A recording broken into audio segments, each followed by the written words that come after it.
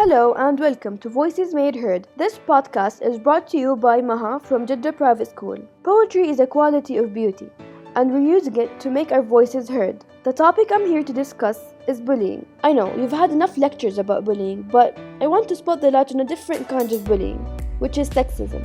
And to do that, I mimicked 3 different poems written by 3 different poets and wrote my own response. Without further ado, let's begin with the first poem.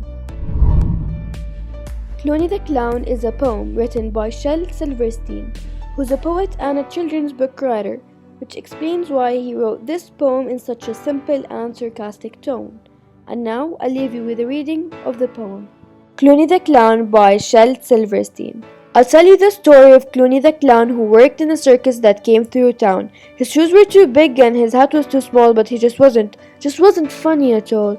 He had a trombone to play loud, silly tunes. He had a green dog and 1,000 balloons. He was floppy and sloppy and skinny and tall, but he just wasn't funny at all. And every time he did a trick, everyone felt a little sick. And every time he told a joke, folks sighed as if their hearts were broke. And every time he lost a shoe, everyone looked awfully blue. And every time he stood on his head, everyone screamed, "Go back to bed!" And every time he made a leap, everyone fell asleep. And every time he ate his tie, everyone began to cry.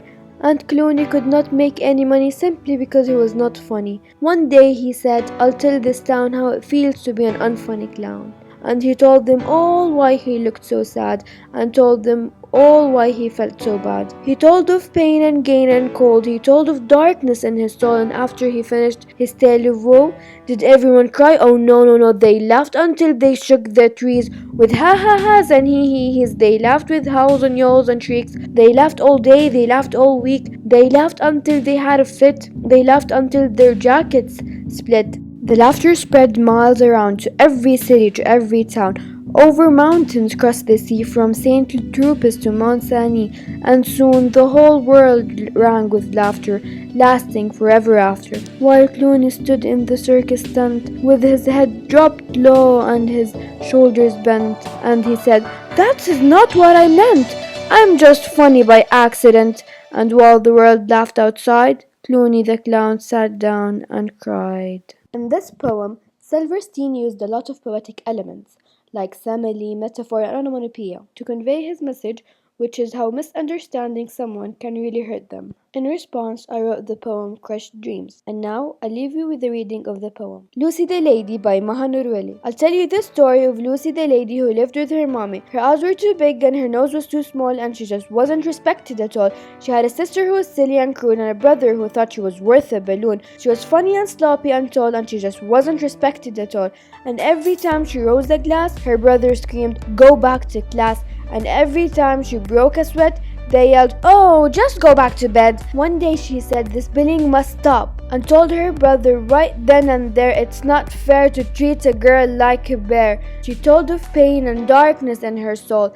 After she finished, did he regard her woe? Oh no, he laughed so hard his belly started to dance up and down, taking laps. "You've made me laugh, you've made me collapse." The laughter spread miles around to every city and every town. They kept her away from family and crowd, treated her as if idiocy endowed, while she stood with her head dropped down.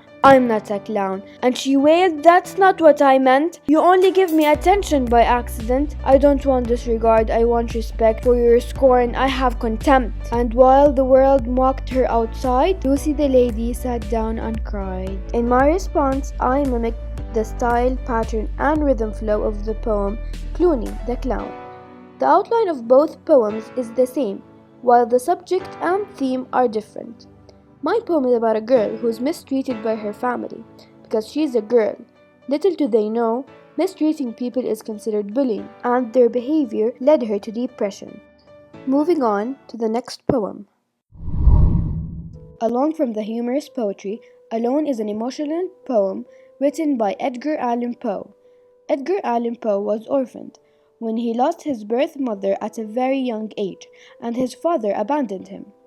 Unfortunately, when he grew older, he also lost his adopted mother, which made him feel even more lost and out of place, and could also explain why the poem is about loneliness. And now, I leave you with the reading of the poem. Alone. by Edgar Allan Poe.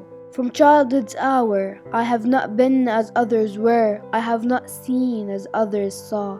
I could not bring my passion from a common spring. From the same source, I have not taken my sorrow. I could not awaken my heart to joy at the same tone, and all I've loved alone.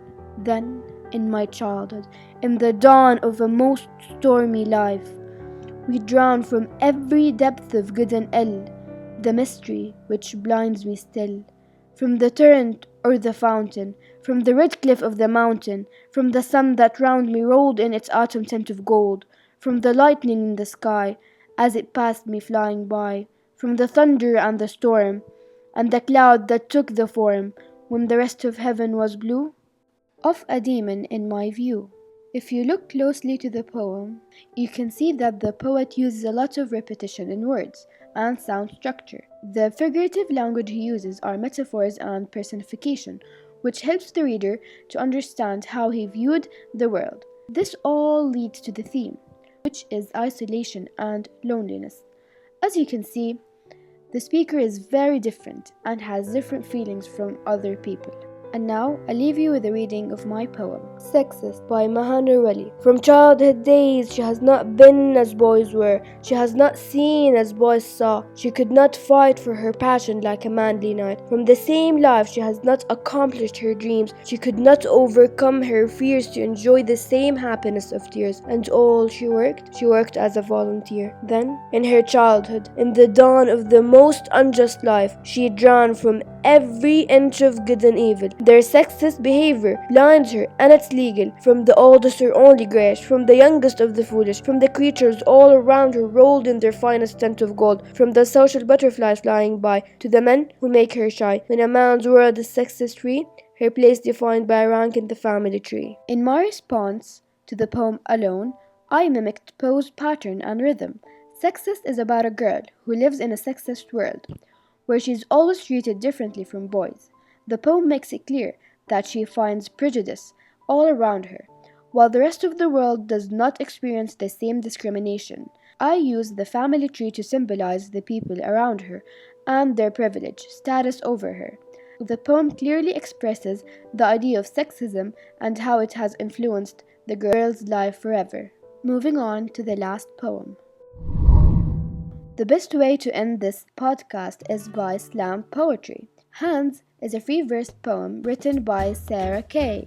And now I leave you with the reading of the poem. Hands by Sarah Kay. People used to tell me that I had beautiful hands. Told me so often, in fact, that one day I started to believe them and started listening until I asked my photographer father, "Hey daddy, could I be a hand model?" To which dad laughed and said, "No way." I don't remember the reason he gave, and it probably didn't matter anyway. I would have been upset, but there were far too many crayons to grab, too many stuffed animals to hold, too many ponytails to tie, too many homework assignments to write, too many boys to wave at, too many years to grow. We used to have a game, my dad and I, about holding hands. We held hands anywhere, in the car, on the bus, on the street, at a movie, and every time, either he or I would whisper a great number or to the other, pretending that we're keeping track of how many times we have held hands, that we were sure this one had to be 8,002,753. Hands learn more than minds do. Hands learn how to hold other hands, how to grip a pencil and mold poetry, how to memorize computer keys and telephone buttons in the night, how to tickle piano keys and grip bicycle handles, how to dribble a basketball and how to peel apart pages on Sunday comics. That somehow always seems to stick together. They learn to touch old people and how to hold babies. I love hands like I love people. There are the maps and compasses with which we navigate our way through life, feeling our way over mountains, past and valleys crossed. They are our histories. Some people read palms to tell your future.